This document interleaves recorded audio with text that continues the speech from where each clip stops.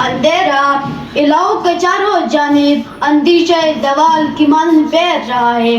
صدر علی وقار کہ ابھی فصل گل کا ماتم ہے کہ مظلوم جنازے اٹھنے پر سکوت کی چادر اڑنے والی قوم شرمندگی سے آ رہی ہے. ذی وقار کہ صنف نازک کے حیات کے دام اس کے لباتے پہ لکھا لفظ حلوہ ہے مگر افسوس ہم آج اس فصل گل کو اپنی جدوجہد سے اور جی کمال تک پہنچانے کی بجائے ذریعہ مثال بنانے کی بجائے زوال کی جانب گامزن ہے. اور دوسری جانب وہ فصل گل زوال پذیر ہے کہ جہاں فلسطینی عابدوں پر رحمتوں کی برسات کی بجائے گولوں کی برسات کا نزول ہوتا ہے کہ جب بارودی گولیاں جسم کے آر پار ہوتی ہے تو کرب و بلا کا منظر پیش کرتی ہے.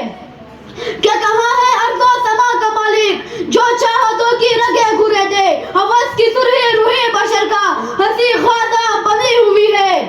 کوئی مسیحا ادھر بھی دیکھے کوئی مسیحا ادھر بھی دیکھے کوئی تو چارہ گلی کو اترے افق کا چہرہ لہو میں ترے افق کا چہرہ لہو میں ترے زمین جنازہ بنی ہوئی ہے.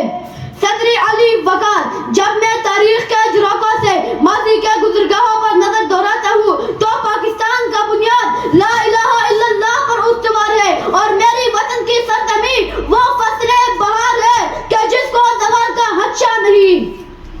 کہ میں نے اندھیرے کو روشنی میں بدلنا ہے میں نے خسروی کو تراوی میں بدلنا ہے میں نے زوال کو کمال میں بدلنا ہے کیونکہ اس ملک میں لگی تعصب کی آگ کو فقط ہماری سوچ ہی بجھا سکتی ہے.